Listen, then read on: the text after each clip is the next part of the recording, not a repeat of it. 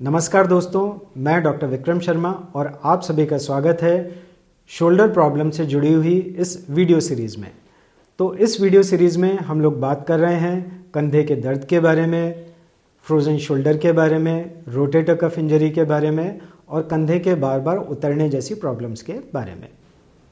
इस वीडियो में हम लोग बात करेंगे रोटेटर कफ टियर के बारे में या रोटेटर कफ से जुड़ी हुई समस्याओं के बारे में। तो दोस्तों, रोटेटर कफ प्रॉब्लम को समझने से पहले सबसे पहले हम लोगों को इसका जो स्ट्रक्चर है उसको समझना थोड़ा सा ज़रूरी है। तो जैसा कि आप कंधे के स्ट्रक्चर में समझ सकते हैं, हमारा जो कंधा होता है वो बेसिकली 3 हड्डियों का बना हुआ होता है। जो कंधे की हड्डी होती है, जो एक फ्लैट बोन होती है, उसे बोला जाता है स्कैपुला। ये जो आगे की हड्डी होती है इसे बोला जाता है क्लेविकल, हम सब लोग जानते हैं। और तीसरी हड्डी होती है हमारी आर्म बोन, ह्यूमरस।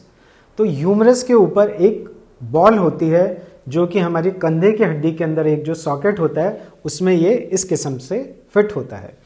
यहाँ पे एक बहुत इंटरेस्टिंग बात जो आप लोगों को जानना चाहिए कि इसका स्ट्रक्चर होता है एक गोल्फ बॉल एंड टी जैसा।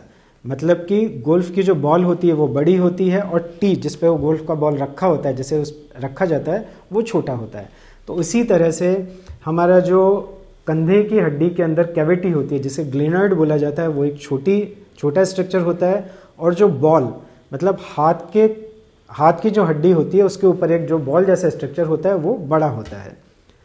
तो फ्रेंड्स, इस स्ट्रक्चर को स्टेबिलिटी देने के लिए कुछ तो कंधे की जो हड्डी होती है उसमें स्ट्रक्चर्स होते हैं जिसे बोला जाता है लेब्रम, और एक दूसरा एक इम्पॉर्टेंट स्ट्रक्चर होता है जिसे बोला जाता है रोटेटर कफ। रोटेटर कफ एक 4 मांसपेशियों का आवरण होता है जिसका काम ये होता है कि वो हमारे हाथ की हड्डी का ये जो बॉल होता है वो उसको एक तरह से जमा के रखता है और हमारे कंधे के जॉइंट को स्ट्रेंथ देता है। ये 4 मांसपेशियां होती हैं, सुप्रास्पाइनेटस, इंफ्रास्पाइनेटस, सबस्कैपुलरिस और टेरिस माइनर। तो इस तरह से 4 बहुत ही इंपॉर्टेंट मसल्स होती हैं जिनके द्वारा हमारा जो शोल्डर जॉइंट होता है उसमें एक किस्म का स्थिरता आती है और इसमें एक स्ट्रेंथ हम लोगों को प्राप्त होती है। रोटेटर कफ वो मांसपेशी होती है जो कि हमारे जो थ्रोइंग मूवमेंट होते हैं, जितने भी थ्रोइंग एथलीट्स होते हैं उनमें रोटेटर कफ का काफ़ी अहमियत होता है। या हमारी दिनचर्या में भी जैसे हम लोग कोई ओवरहेड एक्टिविटीज़ करते हैं, मतलब ऊपर से हम लोगों को कोई चीज़ उतारना है, तो ऐसा कोई भी एक्टिविटीज़ में हम लोगों को रोटेटर कफ का काफ़ी ज़रूरत होता है। रोटेटर कफ के स्ट्रक्चर को जानने के बाद में अब हम लोग आगे बढ़ते हैं और ये समझने का कोशिश करते हैं कि रोटेटर कफ में इंजरी किस किस्म से हम लोगों को लग सकता है। तो पहला कारण होता है ओवर यूज इंजरी, मतलब ऐसा कोई भी काम जिसमें हम लोगों का हाथ बार बार कंधे से ऊपर जाता है। जैसे कि जो मैनुअल लेबरर्स होते हैं, पेंटर होते हैं, उनको हमेशा ये मूवमेंट करना होता है दीवार के ऊपर जब पेंट करते हैं उसके दौरान।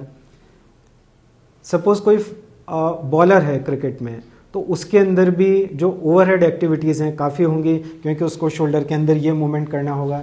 थ्रोइंग एथलीट्स हैं, उनके अंदर भी जैसे कि आप शॉर्ट पुट थ्रो करते हैं, जैवलिन थ्रो करते हैं, तो ऐसी एक्टिविटीज़ के दौरान भी ओवरहेड एक्टिविटीज़ काफ़ी ज़्यादा होती हैं और आपके शरीर में रोटेटर कफ इंजरी के चांसेस होने के काफ़ी चांसेस होते हैं।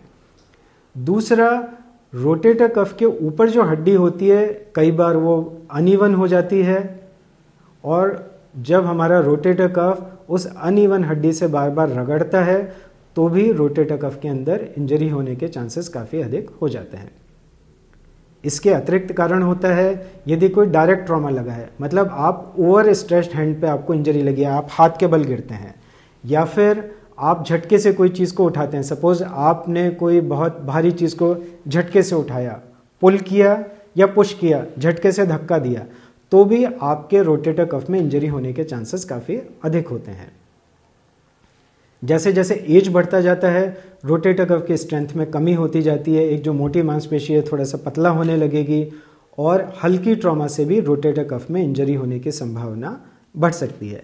इसीलिए कई बार ये देखा जाता है कि जो वृद्ध व्यक्ति होते हैं, जैसे एयरपोर्ट पे हमने देखा कि हमारा सामान आ रहा है उस पर डेस्क पे और हम लोगों ने झटके से उठाया, रोटेटर कफ में इंजरी होने का संभावना होता है। तो झटके से बहुत भारी सामान को, बहुत भारी वजन को उठाने का कोशिश नहीं करना चाहिए, या फिर अपनी क्षमता के अनुसार ही ऐसा कोशिश हम लोगों को किया जाना चाहिए। तो इस तरह से अब तक हम लोगों ने ये समझा कि रोटेटर कफ का स्ट्रक्चर क्या होता है, उसके हमारे शरीर में क्या अहमियत होती है, और किस तरह से रोटेटर कफ में इंजरी होने की संभावना हो सकती है। अगले वीडियो में हम लोग बात करेंगे कि रोटेटर कफ इंजरी के क्या क्या लक्षण होते हैं, किस तरह से हम लोग इस रोटेटर कफ की इंजरी को पहचान सकते हैं, और क्या क्या ट्रीटमेंट ऑप्शन हमारे पास में उपलब्ध होते हैं। So friends, thanks for watching this video. If you have any query related to this, please put in the comment box. Stay tuned, stay active, stay happy, and stay injury free. Myself, Dr. Vikram Sharma, signing out. Thank you.